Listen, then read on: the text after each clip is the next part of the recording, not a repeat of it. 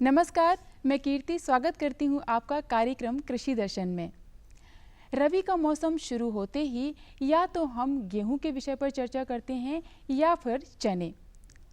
किसान भाइयों, हमारे देश में गेहूं के अलावा यदि सबसे अधिक फसल उगाई जाती है तो वह है चना। क्या आप जानते हैं कि चने की सैकड़ों उन्नत किस्में हमारे ही मध्य प्रदेश में उत्पादन होती हैं। ये उन्नत किस्में कौन कौन सी हैं, इस विषय पर आज हम जानकारी लेंगे। अरे भाई, हम इस विषय पर जानेंगे, लेकिन अभी समय हो रहा है खबरें खेती का और मंडी भाव का। कृषि जगत की हलचल की जानकारी लेना भी तो जरूरी है ना। तो चलिए कार्यक्रम की शुरुआत करते हैं खबरें खेती और मंडी भाव से।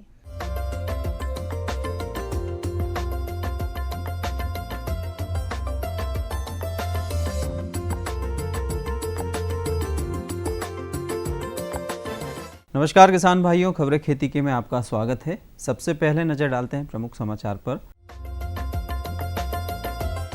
गेहूं की उन्नत खेती, सरसों की उन्नत किस्में बोएं, रबी फसलों में खरपतवार नियंत्रण, बीजोपचार में उपयोगी सीड ड्रिल ड्रेसर, अरहर की फसल को इल्लियों से बचाएं। गेहूं की उन्नत खेती। पूर्ण सिंचित अवस्था के गेहूं की बोनी का समय मध्य नवंबर से मध्य दिसंबर तक रहता है।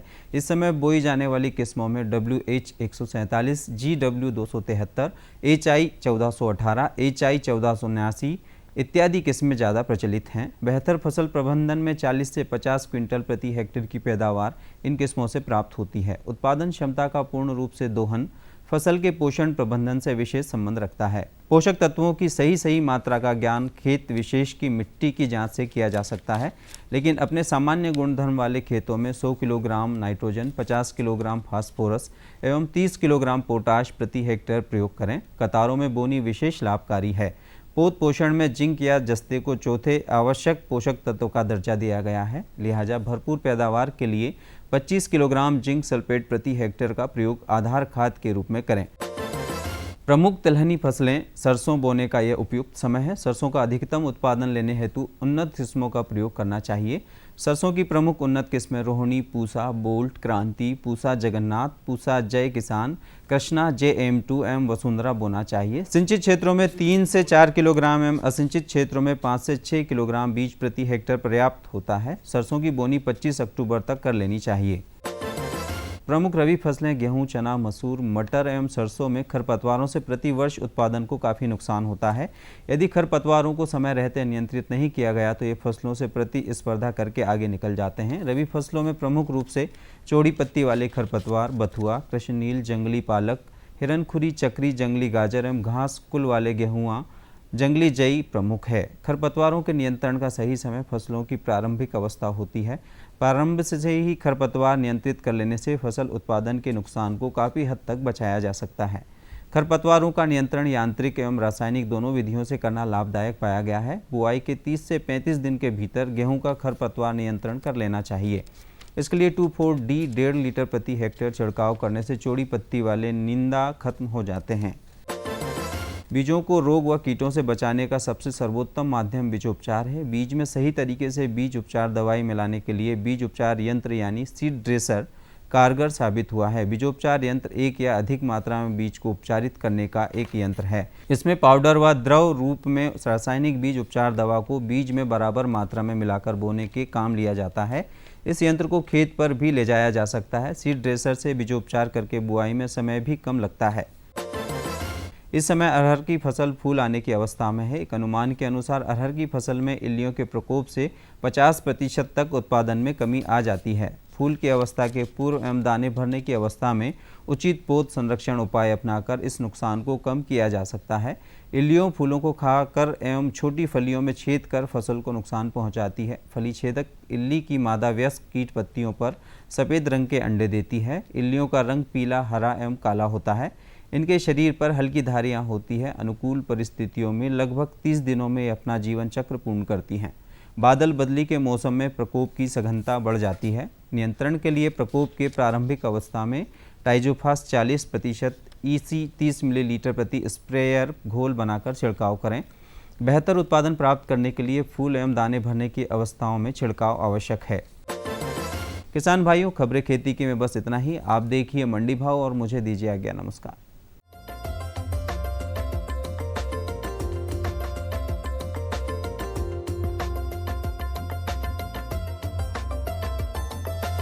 सबसे पहले जानते हैं सरसों के प्रति क्विंटल भाव।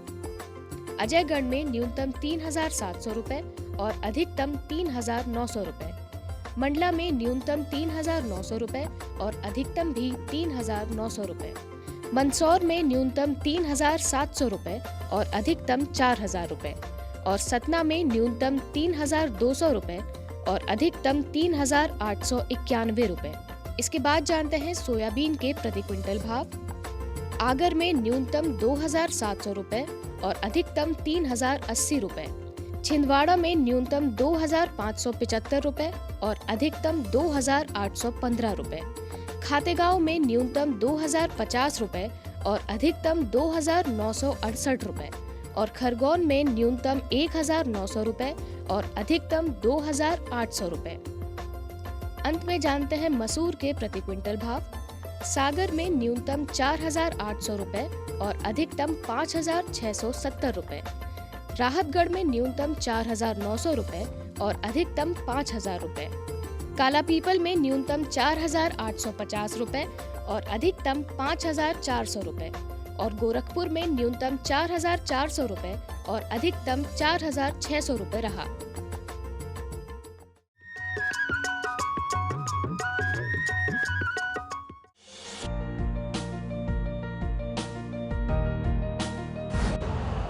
यूरिया का स्वदेशी उत्पादन 70 लाख टन बढ़ाने के लिए 6 उर्वरक संयंत्रों का उद्धार किया जा रहा है। FCIL के गोरखपुर, सिंदरी, तलचर और रामागुंडम संयंत्र, HFCL की बरौनी इकाई और BVFCL की नामरू फोर्थ। सोने पर सुहागा ये है कि देश में अब बनेगा सिर्फ नीम लेपित यूरिया, क्योंकि इससे होगा किसानों का फायदा ही फायदा। अनाज का उत्पादन 10% तक बढ़ेगा। बढ़ेगी 10 से 15% नाइट्रोजन क्षमता।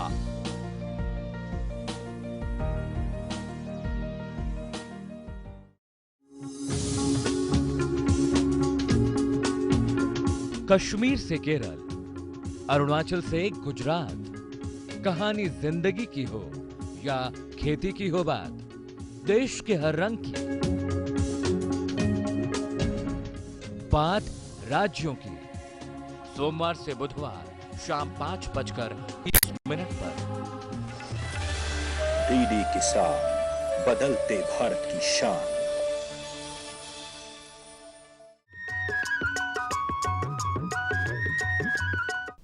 तो हम कहाँ थे किसान भाइयों? हाँ, चने की उन्नत किस्में। जी हाँ किसान भाइयों, हम चर्चा कर रहे थे चने की उन्नत किस्मों के विषय पर। इस विषय पर हमें अच्छे से जानकारी लेना है, क्योंकि इतनी अधिक उन्नत किस्में तो मैंने भी नहीं सुनी हैं। किसान भाई, आज मैं आपको बता रहा हूँ कि हमारे जो चने में मुख्य कौन सी प्रजाति है और किसका हम उपयोग कर सकते हैं। तो जैसे कि चने में जो बड़े प्रजाति है उसमें JG 16, JG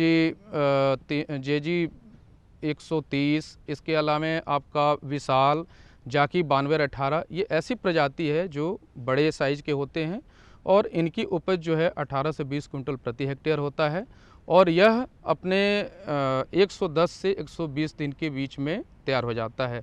अधिकतम समय जो है 115 दिन या 116 दिन तक लेता है। तो इस प्रकार से इनका हम देख लें कि हमारे पास अगर समय अधिक है या समय कम है तो उसके हिसाब से हम चुनाव कर सकते हैं। मध्यम प्रजाति की जो या मध्यम साइज की जो बीज होते हैं उसमें उनकी उपज जो है लगभग 20 से 22 क्विंटल होता है और समय 100 से 110 दिन के बीच में वो पक के तैयार हो जाती है। तो इनमें जो मुख्य प्रजाति है जिसका हम उपयोग कर सकते हैं उसमें JG 14 है, इसके अलावा आपका विजय है, इसके अलावा JG 322 है, JG 30 है। इस प्रकार की जो ये प्रजाति है इसका हम उपयोग करके हम अपने चने का उत्पादन बढ़ा सकते हैं और समय का ध्यान रखते हुए इसका हम उपयोग कर सकते हैं। किसान भाई, मैं एक चीज़ और बताना चाह रहा हूँ आपको कि ये चने में समय का ध्यान तो रखें। दिसंबर के प्रथम सप्ताह में भी कई किसान भाई चने का बुआई करते हैं। तो अगर हम लेट चने का बुआई करते हैं तो ये हम ध्यान रखें कि कम अवधि का चना का प्रयोग कर सकते हैं। कुछ किसान भाई कुछ क्षेत्रों में हमने देखा है कि गुलाबी चना का प्रयोग करते हैं, गुलाबी चने की वैरायटी लगाते हैं, क्योंकि यह चना जो है भुनने के लिए उपयोग में आता है। भुना चना भी आज हमारे मध्य प्रदेश में काफ़ी बिकता है, तो इस उद्देश्य से भी किसान भाई लगाते हैं और उससे अच्छा आमदनी प्राप्त करते हैं। तो किसान भाई इस गुलाबी चने का भी प्रयोग कर सकते हैं और इसका जो समय है वो लगभग 100 से 115 दिन का होता है और उपज जो है 14 से 16 क्विंटल के बीच में होता है। तो इस प्रकार से इस चने का भी प्रयोग कर सकते हैं। इसके अलावा किसान भाई जो मुख्य बात ध्यान देने की होती है कि चने में हम कितनी दूरी पर और कितनी मात्रा में बीज को बोएं।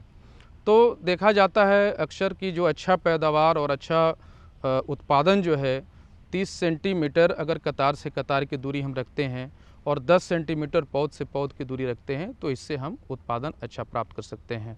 चने में जो बीज की मात्रा हम प्रयोग करते हैं उसमें लगभग छोटे अगर दाने हैं, मध्यम दाने हैं तो हम 75 से 80 किलो प्रति क्विंटल प्रति हेक्टेयर हम प्रयोग करते हैं। और अगर ज़्यादा बड़े हैं, थोड़ा सा बड़ा साइज का दाना चने हैं तो उसके लिए हम 90 से 100 किलो प्रति हेक्टेयर प्रयोग करते हैं। तो किसान भाई इस मात्रा का ध्यान रख के हम चना लगाएं तो हमें उत्पादन अच्छा प्राप्त होता है। अब बात आती है किसान भाई कि हम चने में कौन से अंतर्वर्ती फसल लगाएं, कौन से फसल लगाएं ताकि हमारा फसल का उत्पादन भी अच्छा हो और उसका पैदावार भी अच्छा हो। तो चने में अक्सर देखा जाता है कि अलसी और अलसी के साथ में जो है हमें धनिया के साथ धनिया और सरसों, ये 3 ऐसे फसल है जिसको हम अंतर्वर्ती फसल के रूप में चने के साथ ले सकते हैं। तो इसमें मुख्य रूप से हम चने में अगर सरसों लेते हैं तो 4 लाइन सरसों के बाद 1 लाइन 4 लाइन चने के बाद 1 लाइन सरसों, और अगर अलसी लेते हैं तो 4 लाइन चने के बाद 1 अलसी का लाइन लगा के हम इसका उत्पादन, इसकी बुआई कर सकते हैं। और अगर धनिया लेते हैं तो धनिया में भी यही प्रयोग कर सकते हैं, 4 लाइन चने के बाद 1 लाइन धनिया का प्रयोग करें, जिससे कि हमें अनेकों प्रकार से जो है दूसरे कीट भी नहीं आएंगे और उस फसल का उत्पादन का लाभ भी मुझे प्राप्त हो जाएगा।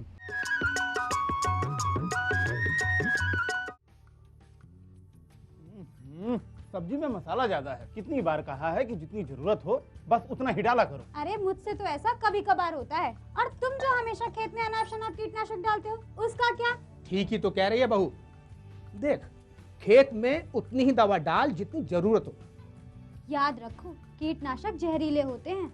डिब्बे पे लिखी सूचना के हिसाब से ही दवा डालनी चाहिए। पहले फेरोमोन ट्रैप, फ्लाइट ट्रैप, मित्र कीट, जैविक कीटनाशक आदि का इस्तेमाल करें। जरूरत पड़ने पर ही रासायनिक कीटनाशक का इस्तेमाल करें। छिड़काव सुबह या शाम दस्ताने, मास्क और पूरी आस्तीन वाले कपड़े पहनकर करें। हवा की दिशा में छिड़काव करते हुए पीछे जाएं। दवा के डिब्बे, छिड़काव यंत्र सुरक्षित जगह पर रखें। अब कुछ समझे क्या? हाँ, समझ गया मेरी रानी। अब ना करो नादानी। इसने पिला दिया ना तुझे पानी।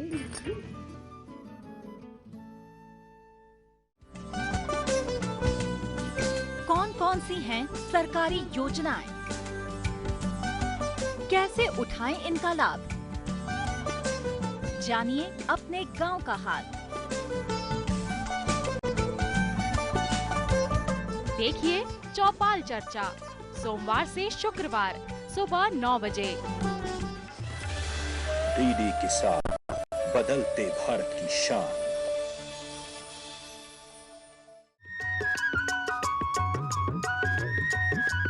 आज हम आपको एक ऐसे शख्स से मिलाएंगे जिन्होंने बड़ी मेहनत और लगन के साथ अपने ही क्षेत्र में कृषि जगत में एक बहुत बड़ा मुकाम हासिल किया है। जी हाँ किसान भाइयों, यही है हमारे आज के सफल किसान। तो आइए इनसे मिलते हैं और करते हैं इनसे चर्चा। मेरे पास 19 एकड़ के करीब ज़मीन है जो उबड़ खाबड़ और पथरीली है। उसको मैंने समतल करके पत्थर बनवा कर उसको कराया और उसमें पानी की भी कमी है, पानी कम रहता है। विभाग के कर्मचारी अधिकारी मेरे पास पहुँचे तो उनने सलाह मशवरा दी कि आपको इनको समतल ही करवा कर जैविक खेती करना चाहिए। मेरे पास 11 गायें हैं जो देसी है और उनसे गोबर जो निकलता है, गोबर गैस हैं, 2 गोबर गैस बनवाए हैं जो उनसे गोबर गैस पर ही रोटी बनती है और खाना बनता है और गोबर गैस से ही लाइट जलती है। कुएं पर हम रहते हैं वो ज़मीन पर ही, और ज़मीन पर ही रहते हैं और वहीं पर हम मान लो जैविक खेती करते हैं। गेहूँ, चना और ज्वार इनकी खेती, और हमने मान लो कि जो कुछ सब्जियों की भी खेती की है। उसमें गोबर गैस खाद जब डालते हैं वो नाडेप का खाद डालते हैं, उससे बहुत अच्छी वो सब्जी मान लो उसमें स्वादिष्ट भी अगर अच्छा आता है। जो रासायनिक खाद डालते हैं उसमें स्वाद नहीं रहता और सेहत भी कमज़ोर बनती है। मैंने मान लो कि एक और प्रयोग किया था कि गेहूं में जब उसमें गाय का गोमूत्र डालते थे, गोमूत्र इकट्ठा करके और गोमूत्र डालते उसका छिड़काव करते हैं, उससे गेहूं पर कलर भी अच्छा आता है और गेहूं का दाना भी अच्छा बनता है। प्रिय भाइयों किसानों, मैंने मान लो कि जो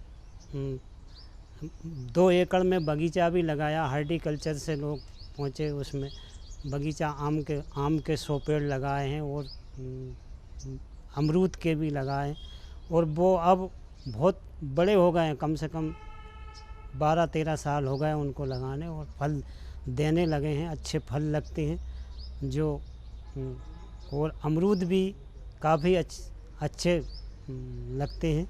उससे बेचकर आमदनी भी अच्छी होती है।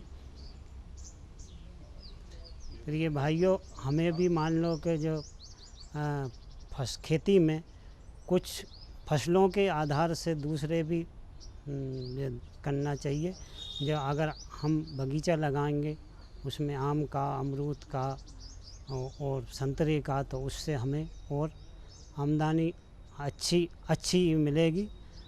और हमें जैविक खेती में आत्मा बोर्ड में भी, जहाँ ज़िले में सदस्य हूँ, उनसे भी मैंने आत्मा बोर्ड से जानकारी मिलती रहती है। हमारे गांव में गरंडिया डांगे में आत्मा बोर्ड से मान लो 25 लोगों की एक समिति बनाई है। समिति बनाकर उसमें उसका रजिस्ट्रेशन भी आत्मा बोर्ड ने कर दिया और आत्मा बोर्ड से हमें विभिन्न जानकारियाँ मिलती रहती है। वो जैविक खेती पर अधिक जोर दे रहे हैं। इससे जो रासायनिक खाद से या दवाइयों से और इनसे मान लो कि जो हमारा भोजन पदार्थ जहरीला होता है, उससे वो बहुत अच्छा बनता है। जो गोबर गैस का खाद है वो भी बहुत अच्छे, केंचुए के खाद भी हमने वर्मी कंपोस्ट बनाए हैं, उनसे केंचुए का खाद भी लेते हैं। और एक और मैंने वो किया था कि गोबर गैस के खाद को निकाल कर उसको सुखा कर उसको कुटवा कर और उसको जब वो थैलियों में भरवा कर रख दिया। रखने के बाद में जब उसको हमने छनवाया तो वो बिल्कुल चाय जैसा हो जाता है। और उसको मैंने भर मान लो कि गेहूं में, चने में या सोयाबीन में मिलाकर, जो सीडल मशीन है उसमें ही मिलाकर बोया, उसमें जाता है। और कहीं भी जो रासायनिक खाद नहीं लगते, जो जैविक वो गोबर गैस का खाद फसल को हमारी को लगता है। प्रिय भाइयों किसानों, हमें अब जैविक खेती के ऊपर ध्यान देना चाहिए, जिससे कि हमारी और अच्छी फसल आए, आमदनी आए। और अब इनकी वो ग्रेड भी फसलों की आने लगती है, उसमें कितना केमिकल और कितना वो रासायनिक खाद डला है। तो अब जब हम उसको ग्रेड करते हैं अधिकारी लोग, तो हमारी फसल वो जो जैविक खेती की होती है उसके हमें दाम भी अच्छे मिलते हैं। न रुकेगा तू, न झुकेगा तू। कमर कस और सीना तान ले, एक बात बस गांठ बांध ले, बदलाव की तान साध ले। हरियाली खेतों में झूमेगी, खुशियां तेरे कदम चूमेगी। कुछ सीख नया, कुछ सिखा तू, है फौलादी दिखा तू। कमर कस और सीना तान ले, एक बात बस गांठ बांध ले, बदलाव की तान साध ले।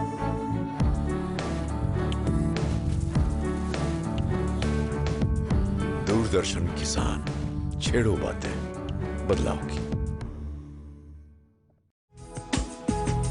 पशु नहीं अभिमान है, किसान भाई की शान है। आय का है माध्यम, परिवार का सम्मान है। पशुपालन पर आधारित विशेष प्रोग्राम हमारा पशुधन, गुरुवार और शुक्रवार शाम 5:30 पर। डीडी किसान, बदलते भारत की शान। मुद्दा एक, खरीफ की फसल का मतलब ही यह है कि भाई जो मानसून की बारिश होगी उसी पे ये फसल जो है आगे चलेगी। राय अनेक, फसलों का और प्रजातियों का चुनाव सही से करें। विषय विशेष पर होगी जमकर बात। कैसी भी परिस्थिति आएगी तो किसान डटा रहेगा, किसान डटा रहेगा तो देश के लिए अन्न पैदा होता रहेगा। देखिए विचार विमर्श शुक्रवार शाम 7:30 पर। डीडी किसान, बदलते भारत की शान।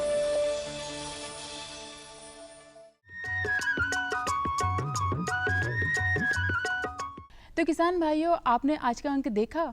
आज के अंक में आपको क्या पसंद आया, आप हमें पत्र द्वारा ज़रूर लिखें, क्योंकि आप जानते हैं कि हमारे कार्यक्रम को बहुत अधिक बेहतर बनाने के लिए आपके पत्र हमें बहुत आवश्यक हैं। तो आप हमें पत्र लिखना ना भूलें। पत्र लिखने के लिए हमारा पता नोट करिए। हमारा पता है कार्यक्रम कृषि दर्शन, द्वारा निदेशक, कमरा नंबर 4, दूरदर्शन केंद्र, श्यामला हिल्स, भोपाल, पिन 462013। इसके अलावा आप हमें YouTube पे भी सर्च कर सकते हैं। साथ ही आप हमें ईमेल भी भेज सकते हैं। इसके लिए हमारा मेल लीजिए। हमारा मेल है krishidarshanbhopal@gmail.com।